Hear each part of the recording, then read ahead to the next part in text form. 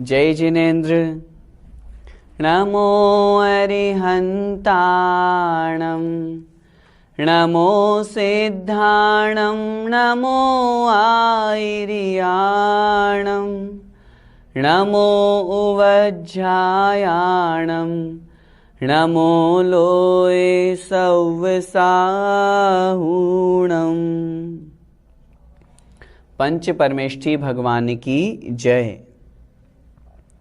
संत शिरोमणि आचार्य भगवान 108 श्री विद्यासागर जी महाराज जी के परम आशीर्वाद से तथा परम पूज्य गुरुवर मुनि पुंगव 108 श्री सुधा सागर जी महाराज जी के मंगल प्रेरणा से मैं किरण प्रकाश जैन, व्याख्याता श्री दिगंबर जैन श्रमण संस्कृति संस्थान सांगानेर से श्रमण संस्कृति स्वाध्याय पाठ्यक्रम की यह कक्षा पढ़ा रहा हूँ।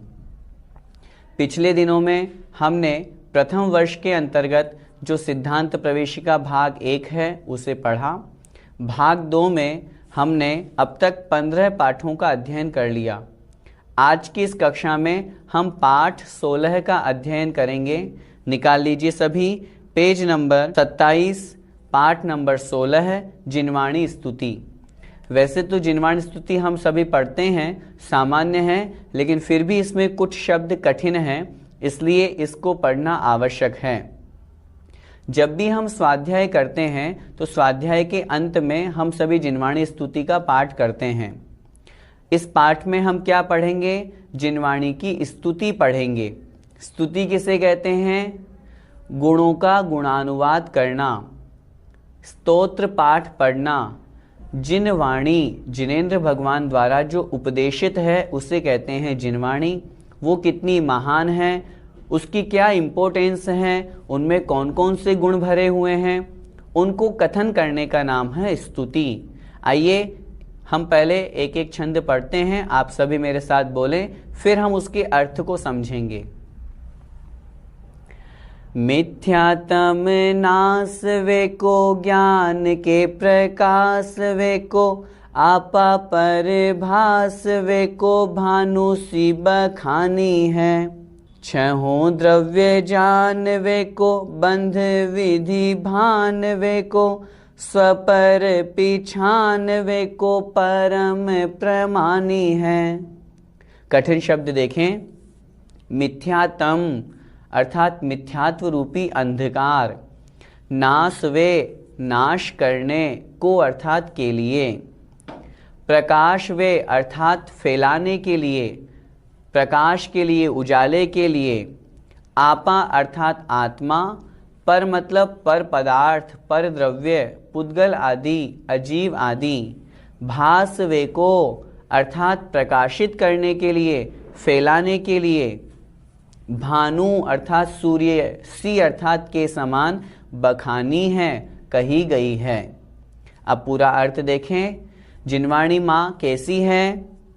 मिथ्यातम नाश वे को, जो मिथ्यात्व रूपी अंधकार को नष्ट करने वाली है। हमारे जीवन में जो मिथ्यात्व का अंधकार छाया हुआ है उसे नष्ट करके ज्ञान का प्रकाश पैदा करने वाली है, ज्ञान के प्रकाश को फैलाने वाली है।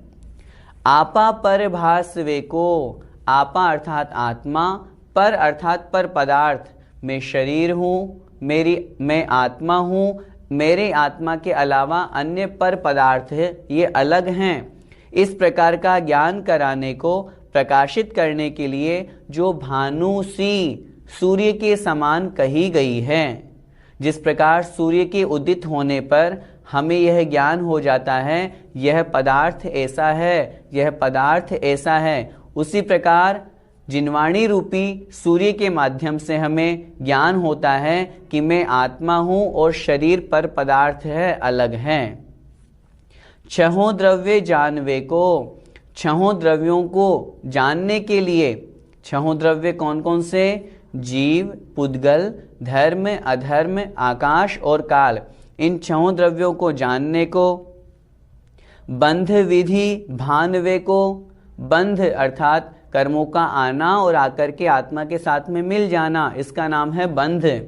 विधि मतलब कर्म, कर्मों का बंध भानवे को जानने के लिए, कर्मों का बंध किस प्रकार होता है, किस कारण से होता है। और स्वपर पिछानवे को, स्व अर्थात आत्मा, पर अर्थात पर पदार्थ, शरीर आदि पर पदार्थ, इन सबको पिछानवे को पहचानने के लिए परम प्रमाणी है, जो परम प्रमाण स्वरूप कही गई है।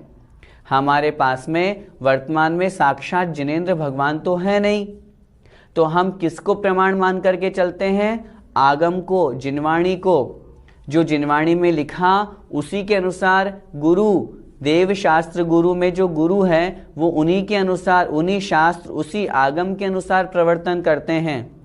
इसलिए जब आगम परंपरा और गुरु परंपरा की बात की जाती है, उसमें आगम परंपरा ही मान्य है, क्योंकि गुरु भी उसी आगम के अनुसार चलते हैं। इसलिए जिनवाणी को यहाँ कहा इन सभी क्रियाओं को करने वाली परम प्रमाणी जिनवाणी है।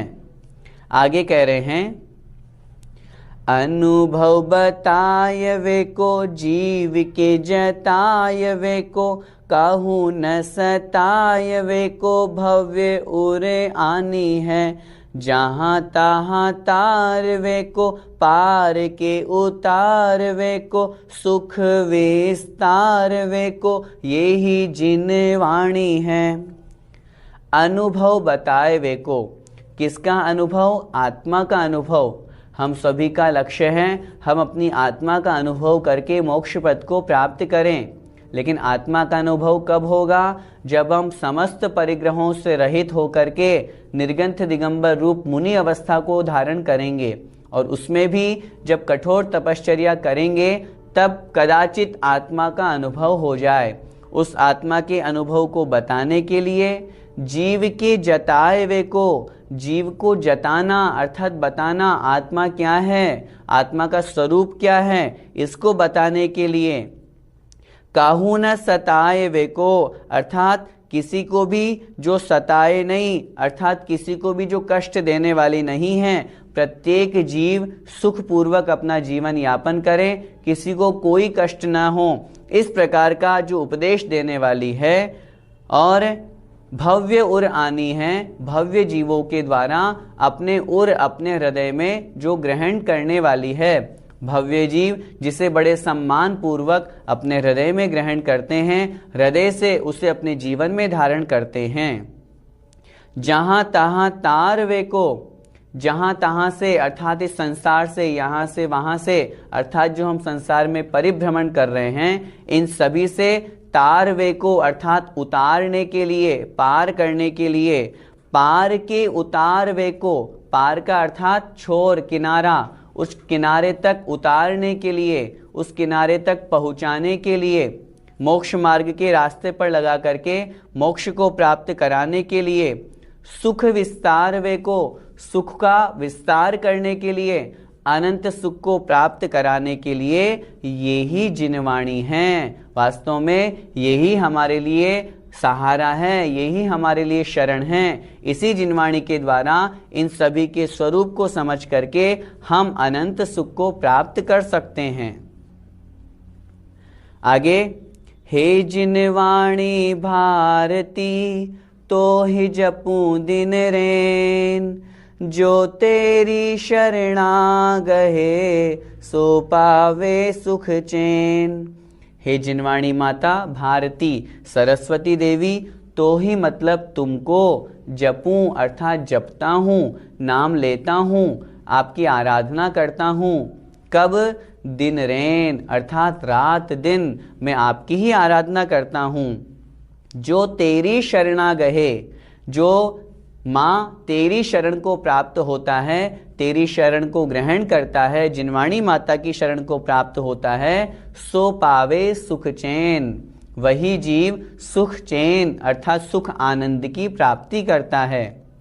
इस छंद में जिनवाणी माता की स्तुति करके कहा गया है, जो जिनवाणी माता की शरण को प्राप्त होता है वही जीव सुख शांति को प्राप्त करता है।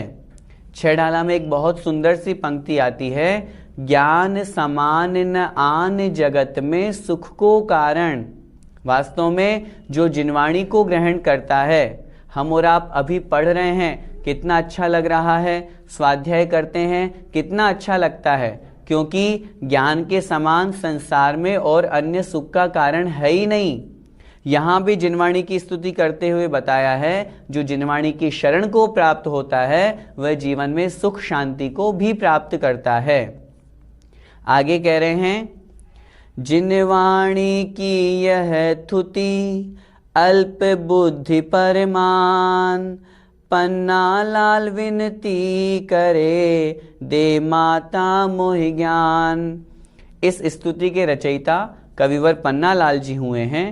जिनवाणी की यह थुति, थुति अर्थात स्तुति, जिनवाणी माता की हमने जो यह स्तुति पढ़ी, अल्प बुद्धि परमाण, अल्प बुद्धि को प्रमाण मान करके, अर्थात हे भगवान, हे जिनवाणी माँ, मेरी तो अल्प बुद्धि है, मैं तो अज्ञानी हूँ, मेरे पास तो कोई ज्ञान नहीं है, लेकिन फिर भी उस अल्प बुद्धि से युक्त होकर के जो मैंने आपकी स्तुति करी है, ऐसे पन्ना लाल जी कह रहे हैं, ऐसे हम सभी जिनवाणी माता के समक्ष प्रार्थना कर रहे हैं, विनती करें अर्थात विनती कर रहे हैं, दे माता मोहि ज्ञान, हे माता मोहि अर्थात मुझे ज्ञान दीजिए।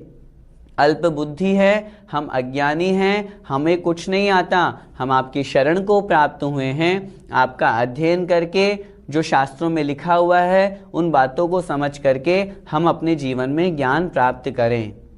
और अंतिम छंद के माध्यम से कह रहे हैं, जावाणी के ज्ञान ते सूझे लोकालोक, सोवाणी मस्तक चढ़ो सदा देत हूँ धोख। यह 2 पंक्तियां प्रत्येक जिनवाणी स्तुति के बाद में पढ़ी जाती है, बहुत महत्वपूर्ण है। जा वाणी के ज्ञान ते, जा मतलब जिस, वाणी अर्थात वाणी के, ज्ञान ते अर्थात ज्ञान से। जिस वाणी के ज्ञान से अर्थात जिन वीतरागी जिनेंद्र भगवान द्वारा उपदेशित जो जिनवाणी है, उस जिनवाणी के ज्ञान से, वीतरागी वाणी के ज्ञान से सूझे लोक अलोक, सूझे अर्थात ज्ञान हो जाता है, किसका? लोक और अलोक का। आगम के माध्यम से लोक अलोक का तो ज्ञान होता ही होता है, जो जिनवाणी को पढ़ करके उसका अनुसरण करके उस रूप आचरण करता है, वह भी मुनि पद को धारण करके केवल ज्ञान को प्राप्त करता है। और जो केवल ज्ञानी बन जाते हैं तो सर्वज्ञ हो जाते हैं, फिर लोक और अलोक को प्रत्यक्ष जानते हैं। जब तक प्रत्यक्ष नहीं जान पाते तब तक हम और आप इसी वीतरागी जिनेंद्र भगवान की वाणी के माध्यम से, शास्त्रों के माध्यम से परोक्ष रूप से उस लोक और अलोक के स्वरूप को समझते हैं। सो वाणी मस्तक चढ़ो, ऐसी इस जिनवाणी माता को मैं मस्तक चढ़ाता हूँ, अर्थात अपने मस्तक पर धारण करता हूँ, अर्थात इनके चरणों में प्रणाम करता हूँ, अपना मस्तक इनको चढ़ाता हूँ, अर्थात इनके आगे झुकाता हूँ। सदा देत हूँ ढोक, और मैं इनके चरणों में हमेशा ढोक देता हूँ, प्रणाम करता हूँ। हे जिनवाणी माता, आपको बारंबार प्रणाम हो। इस प्रकार इस जिनवाणी स्तुति को हमने पढ़ा। आप सभी से मेरा निवेदन है, इस स्तुति को सभी लोग याद करें। याद करके जब कभी भी हम स्वाध्याय करें, स्वाध्याय के अंत में जिनवाणी माता को समक्ष विराजमान करके उनके समक्ष यह स्तुति पढ़ें। जब इस स्तुति को पढ़ें तो अपने मन में अर्थ को भी समझते जाएं। जिनवाणी की महिमा अपरंपार है। वास्तव में आज हमारे पास में जो कुछ भी है वो इस जिनवाणी का ही तो प्रमाण है। यदि जिनवाणी नहीं होती तो हम और आप कैसे समझते क्या जैन धर्म है, क्या हमें हमारे षट आवश्यक हैं श्रावक के, मुनियों का कैसा आचरण है, हमें क्या करना चाहिए क्या नहीं करना चाहिए। माँ जिनवाणी का हमारे ऊपर बहुत बड़ा उपकार है, और उनसे बड़ा उपकार है जिन्होंने इस जिनवाणी माता का लेखन किया। ऐसे महान आचार्य जिन्होंने शुद्धोपयोग को छोड़ करके शुभोपयोग में आए और हमारे और आपके कल्याण के लिए जिन्होंने शास्त्र लेखन किया और हमारे लिए शास्त्र लिखा, हम सभी को उनका उपकार मान करके और प्रतिदिन स्वाध्याय का एक नियम बनाना ही चाहिए कि हम चाहे 15 मिनट, 20 मिनट, आधा घंटा, कम से कम इतना तो हम प्रतिदिन स्वाध्याय करेंगे ही करेंगे। जब हम यह स्वाध्याय करेंगे तो हमारा जिनवाणी के प्रति उपकार जागृत होगा और हमें ज्ञान होगा क्या सही है और क्या गलत है। आज जो समाज में भूल हो रही है, जो कुरीतियां उत्पन्न हो रही हैं, कोई आता है ये कहता है ये क्रिया करो, कोई दूसरे आते हैं वो कहते हैं ये क्रिया करो, हम किसकी माने? हम फंस जाते हैं। श्रावक लोगों का बहुत बार इस तरह का प्रश्न आता है कि हम क्या करें, हम किसकी माने? मैं आपसे निवेदन करना चाहता हूँ, आप न इनकी माने न उनकी माने, आप जिनवाणी की माने। आप आगम में जो लिखा हुआ है उसको ग्रहण करें और वो तभी हो सकता है जब आप स्वाध्याय करेंगे।